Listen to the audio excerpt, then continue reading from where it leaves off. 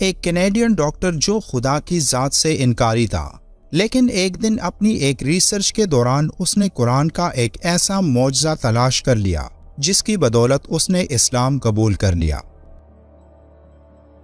ये मशहूर डॉक्टर कौन था और वो मौजज़ा क्या था, ये सब आज की इस वीडियो में।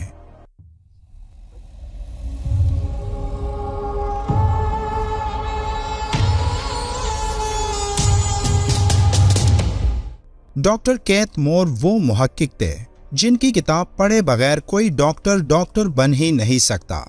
काबिल गौर नुक्ता ये है कि आखिर इस्लाम में ऐसी क्या बात है जिसके सामने ये नामवर साइंसदान भी सरेंडर करने पर खुद को मजबूर पाते हैं। हम इस्लाम के दायरे में आने वाले आम लोगों की बात नहीं करते। उनकी तादाद इतनी ज़्यादा है कि उन्हें कई जिल्दों की किताब में समेटना मुमकिन भी नहीं। उनका अपना आबाई मज़हब छोड़कर इस्लाम कबूल करना जज्बाती फ़ैसला भी हो सकता है, मगर साइंसदान अमूमन किसी मज़हब या माफूकुल फितरत कुव्वत को मानता ही नहीं, इसलिए वो कभी भी ऐसा फ़ैसला नाकाबिल इनकार हक़ाइक़ का मुशाहिदा किए बगैर नहीं कर सकता। जब कुरान पाक और मुस्तनद अहादीस मुबारका से जिनीन के बारे में हासिल की गई मालूमात यकजा होकर अंग्रेज़ी में तर्जुमा हो गई तो उन्हें प्रोफेसर डॉक्टर केथ मोर के सामने पेश किया गया। तब जो उन्होंने देखा तो वो उनके लिए एक हैरानकुन तहकीक थी। Doctor kth more university of Toronto में डिपार्टमेंट ऑफ एनाटॉमी के सरबरा यानी एम्ब्रियोलॉजी के प्रोफेसर थे।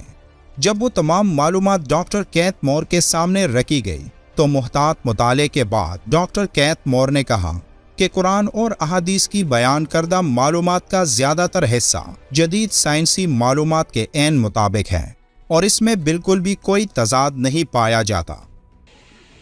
Intensive studies of the Quran and Hadith in the last 4 years have revealed a system for classifying human embryos that is amazing since it was recorded in the 7th century AD. For this reason, the descriptions of the human embryo in the Quran cannot be based on scientific knowledge in the 7th century. The only reasonable conclusion is that these descriptions were revealed to Muhammad from God. He could not have known such details because he was an illiterate man with absolutely no scientific training.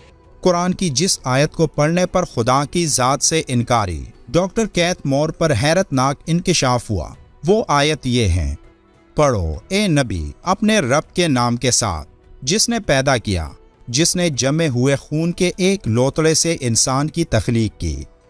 यहाँ अरबी लफ्ज़ अलग इस्तेमाल हुआ है जिसका एक मतलब तो खून का लोतड़ा है जबकि दूसरा मतलब कोई ऐसी चीज़ है जो चिमट जाती हो, जैसे जोंग यानी लीच जैसी कोई शे।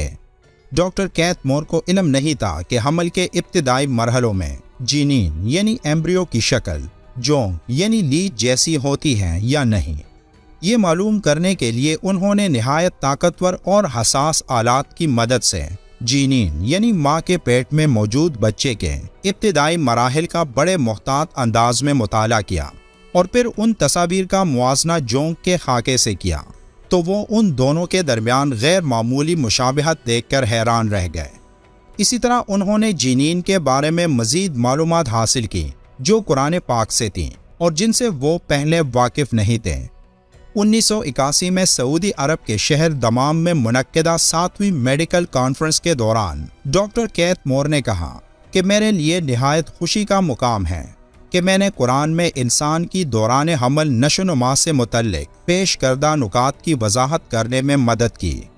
अब मुझ पर यह वाज़े हो चुका है कि ये सारी मालूमात मोहम्मद तक खुदा ने पहुँचाई है, क्योंकि कमोबेश ये सारा इल्म नुज़ूल कुरान के कई सदियों बाद ही दरियाफ्त किया गया था। इससे साबित होता है कि मोहम्मद बिला शुबा खुदा के रसूल ही